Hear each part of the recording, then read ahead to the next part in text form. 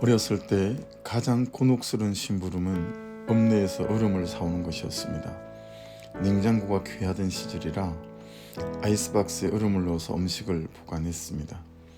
읍내까지 얼음 자전거를 타고 가서 아이스박스에 들어가는 얼음을 자전거 뒤에 싣고 아무리 고무밧줄로 꽁꽁 묶어도 얼음이 미끄러서 빠지는 경우가 종종 있었습니다.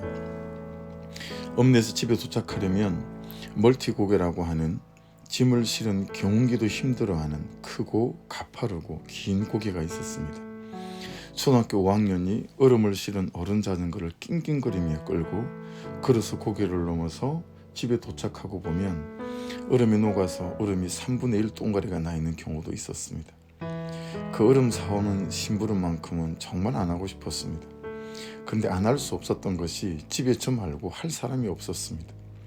그런데 21살 나이에 그 얼음 배달보다 100배는 더 하기 싫은 일이 생겼습니다. 신학이었습니다.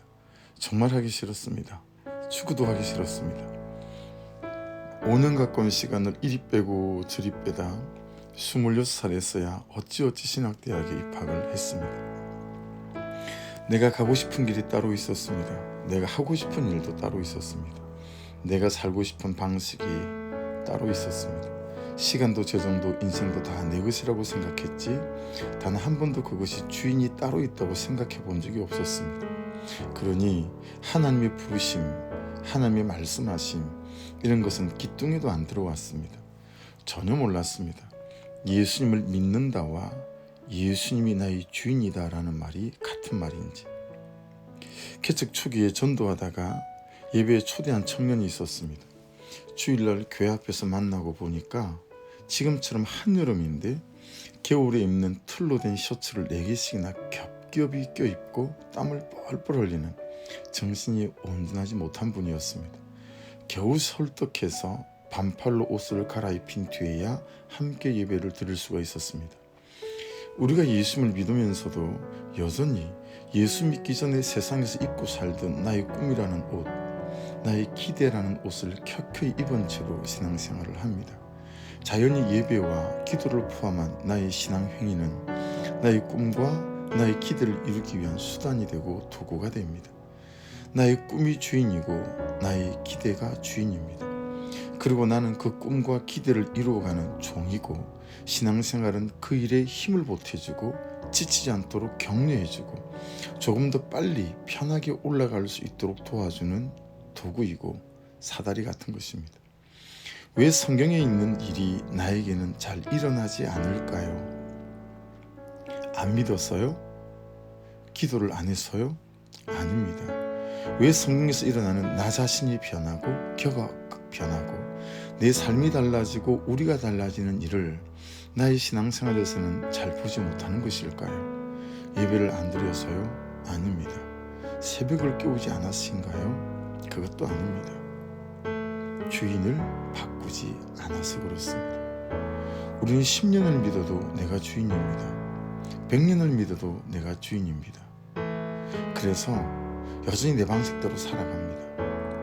주인이 바뀌어야 한다는 말보다 좀 더 직접적이고 더 가치가 있는 말은 예수가 내 상급이다 라는 말입니다.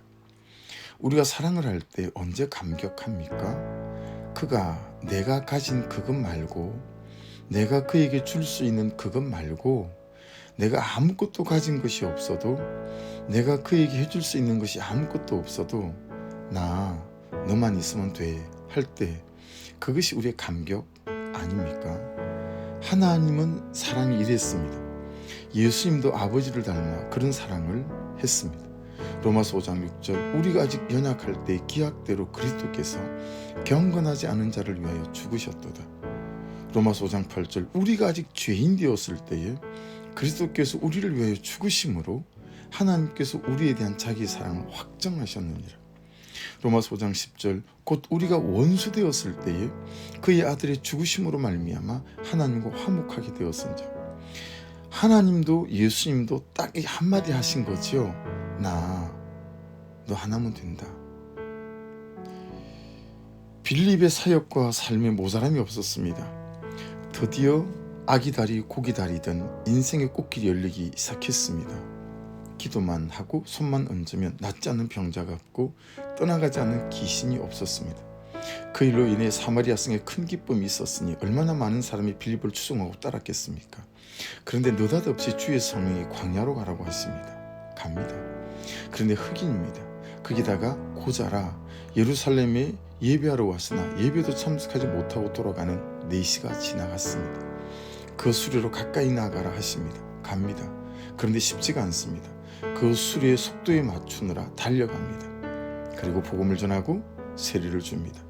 거기까지고 그것뿐입니다. 다시 주의 영이 빌립 집사님을 이끌어갑니다. 빌립 집사님이 단 한마디가 없습니다. 빌립 또한 저도 하나님 한 분이면 됩니다 였습니다. 빌립 집사님도 주님 자체가 선물이었고 상급이었습니다. 한참 동안 마음에 남을 것 같은 말씀이 있습니다. 39절에 그를 다시 보지 못하니라. 그를 다시 보지 못하니라. 저는 나의 수고에 남아야 하는 것이 있다고 생각하며 사역해 왔습니다. 나의 헌신에 받아야 하는 것이 있다고 생각하며 살아왔습니다. 그런데 빌립 집사님에게는 예수님 그 자체가 상급이었고 복음을 전해준 그 사람이 예수 믿는 사람이 되는 것 자체가 상급이었습니다. 적용 질문입니다. 오늘 말씀은 우리에게 이렇게 물으십니다. 너는 주인이 바뀌었는가? 두 번째, 예수를 믿으면서도 여전히 예수 믿기 전에 세상에서 입고 살던 나의 꿈이라는 옷, 나의 기대라는 옷을 켜켜 입은 채로 신앙생활을 하지 않으십니까? 예배와 기도를 포함한 나의 신앙 행위를 나의 꿈과 나의 기대를 이루기 위한 수단으로 도구로 사용하고 있지는 않습니까? 마지막입니다. 난 누구에게 나는 너만 있으면 돼 라고 말해야 합니까?